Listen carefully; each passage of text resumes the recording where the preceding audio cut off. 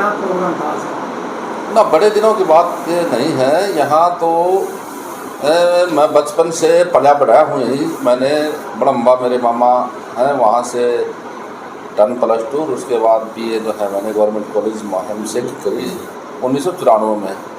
तो विशेष नाता तो है मैम से, भांजा हूँ मैं यहाँ का, तो यहीं से निकलता हूँ। तो भिवानी आना होता है, मेरे गांव में आना होता है, तो मैं फिर ये मुनासिब समझता हूँ कि महिम में से निकल जाऊँ। 152 पर मुझे चलना है, वहाँ करडी मोड़ से चलना पड़ता गांव से।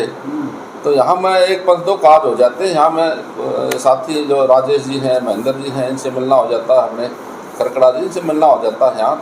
इसलिए मैं इनका हाल चाल भी जान लूँ और जो हमें सारी बातें यहाँ मुझे मिल जाती हैं। तो चुनाव भी नज़दीक है और सरकार ने चुनाव की तैयारियाँ शुरू कर दी हैं। हाँ, चुनाव की तैयारियां तो भारतीय जनता पार्टी जब चुनाव जीत जाती है, सरकार बन जाती है, तो लगातार 5 साल तक हम चुनाव की तैयारी में रहते हैं। और हमने यहाँ हरियाणा प्रदेश में भारतीय जनता पार्टी ने, हमारे यशस्वी प्रदेश अध्यक्ष ओम प्रकाश धनखड़ जी थे, तो उन्होंने यहाँ पन्ना प्रमुख तक जो है पार्टी का विस्तार किया है, प्रसार किया है, और पन्ना प्रमुख सम्मेलन तक यहाँ हर विधानसभा में हुए हैं। तो ये वो भारतीय जनता पार्टी है, एक नीचे तक एक बूथ स्तर पर जा कर के अगर कार्यकर्ता को, पार्टी को मजबूत करने का काम अगर कोई पार्टी करती है तो भारतीय जनता पार्टी करती है। श्रीमान ओम प्रकाश धनखड़ जी ने बहुत अच्छा काम किया। उसके बाद नायब सैनी जी प्रदेश अध्यक्ष बने, उन्होंने भी बहुत अच्छा पूरे प्रदेश भर में जो है जनसभाएँ करके कार्यकर्ताओं को जोड़ा और अच्छा उसका रिस्पॉन्स भी गया। उसके बाद मुख्यमंत्री जी का दायित्व मिला नायब सैनी जी ने, तो अच्छे से अभी हर रोज़ अच्छे फैसले ले रहे हैं। आप लोग सब जानते हैं मीडिया के साथी।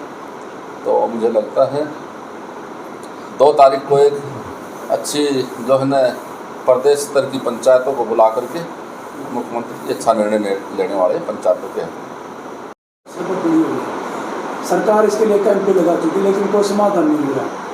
देखिए, मैं आपको बताना चाहूँगा, फैमिली आईडी जब हमने शुरुआत की थी तो अटकलें आई थी, शुरू में परेशानी आई थी, तो उनको माननीय मनोहर लाल जी ने दूर करने का काम किया। और अभी जो हमने सभी जिलों में एक कैंप लगा करके समाधान शिविर के नाम से सभी जिलों में कैंप लगे हैं।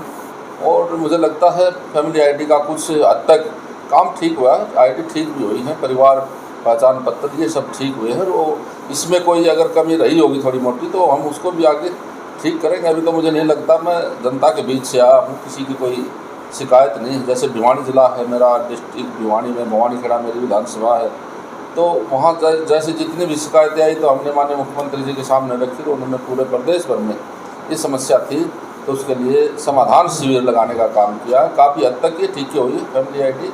और एक बात मैं आपकी जानकारी के लिए बताना चाहता हूँ, सभी पत्रकार साथी मेरी बात को रिकॉर्ड भी कर रहे हैं, छाप भी देना। हम 30 तारीख को जो है हर महीने, जैसे मेरे पास पेंशन विभाग है, सामाजिक न्याय मंत्रालय है, उसके नाते से मैं बताना चाहूँगा, हम 30 तारीख को 80,000 प्लस जो है एक बटन दबा करके पेंशन वो देने वाले हैं। सब प्रदेश में इसका एक अच्छा मैसेज भी जाएगा। जिनकी पेंडिंग पेंशन थी हर महीने हम उसको लागू करते हैं वो अपने पोर्टल के माध्यम से। तो अब की बार का जो महीने का आंकड़ा हो सबसे ज़्यादा है पर पूरे प्रदेश का 80,000 प्लस का आंकड़ा है। सर, पूर्व मुख्यमंत्री जो मनोहर लाल जी थे, उन्होंने कही थी कि फैमिली आईडी में या आधार कार्ड में जो ही उम्र पूरी हो जाएगी ऑटोमेटिक पेंशन मिल जाएगी, लेकिन अभी तक ऐसी व्यवस्था नहीं हो पाई है। क्या ऐसी ही व्यवस्था के कारण मैं आपको बता रहा हूँ, ये जो 80,000 की संख्या आज हम पहुँचाएँगे लाभार्थियों को, ये वही फैमिली आईडी में जिसकी 60 साल की एज होगी तो उनकी ऑटोमेटिक पेंशन बन जाएगी। इस तरह का आंकड़ा हमारे पास इकट्ठा हुआ है। अभी पिछले दिनों माननीय मुख्यमंत्री जी ने मेरे विभाग को बुलाकर, मैं उस मीटिंग में मौजूद था, तो ये आंकड़े वहाँ से हमने लिए हैं। वो विभाग ने बताया है अब की बार हम 80,000 प्लस जो है ना पेंशन देने वाले हैं 1 महीने के बाद। किसी ने अलग करवानी है तो यहाँ पर कैंप लगा था, उसमें एरर दिखा रहा है, वो अलग नहीं होती, लेकिन प्राइवेट आदमी पैसे लेकर के अलग कर रहे हैं, तो ये क्या सिस्टम है?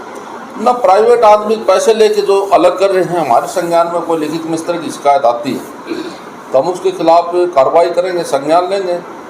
और ये तो एक वर्बली बात सुनने को मिलती है, लेकिन लिख के देने के लिए कोई तैयार भी नहीं है।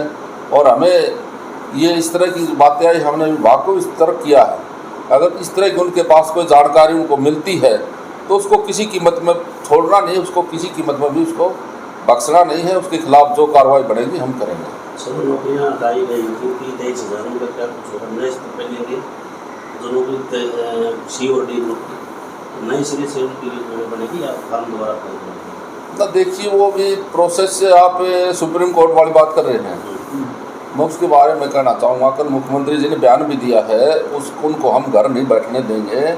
और ये भर्ती रोको गैंग जो लगी हुई है इस प्रदेश के बेरोजगार युवाओं के पीछे लगी हुई है, तो ये निंदनीय बात है। हम उसकी चलने नहीं देंगे, कहीं तक वो चले। भर्ती रोको गैंग हमने चाहे इसमें विधानसभा में सेशन बुला करके हम इसके लिए बिल लाना पड़े तो वो भी हम लेकर के आएंगे। हाँ, इतना मैं आपके सभी मीडिया साथियों के माध्यम से बात करना चाहूँगा, सभी हमारे जो अभी युवाओं के उसमें फैसला आया है तो इससे हताश ना हो और सरकार उनके पक्ष में खड़ी है। सर, लोकसभा के इलेक्शन के बाद कांग्रेस के कार्यकर्ता और नेता बड़े कॉन्फिडेंस में हैं, तो आप किस मुद्दे को लेकर के जनता के बीच में जाओगे, कैसे सफलता पाने का ये? देखिए, कांग्रेस को तो रिवर्स गियर लगना शुरू हो गया जब मैडम किरण चौधरी आई भाजपा में। भाजपा की नीतियों से खुश होकर के, मनोहर लाल जी की नीतियों से खुश होकर के, नरेंद्र मोदी जी की नीतियों से खुश होकर के, तो उसी दिन से मैं समझता हूँ कांग्रेस बैकफुट पर जाने लग रही है। और हमारे संज्ञान में भी और हैं बड़े बड़े दिग्गज कांग्रेस के, और भी छोड़ करके भारतीय जनता पार्टी में आने वाला चुनाव विधानसभा का है, उस तक आएंगे। मुझे लगता है कांग्रेस में बाप बेटे के सिवाय कुछ नहीं बचने वाला है, ये बात मैं आपको बताना चाहता हूँ। उनके सहारे ना ऐसा नहीं है। संगठन जो भारतीय जनता पार्टी विश्व का सबसे बड़ा संगठन आज सबसे बड़ी पार्टी बन गई। तो जैसा भारतीय जनता पार्टी का 10 साल का कार्यकाल है, एक आम जन के लिए, एक आम जनता के लिए जो सुख सुविधाएं हैं उस समय पर पहुंच रही हैं बिना किसी को पर्ची खर्ची दिए, दलालों के बगैर। अब हम पेंशन की बात करें, मेरे विभाग से पेंशन पहले कई महीने तक लोग धक्के खाते रहते थे, दलाल उनके पैसे हटते रहते थे।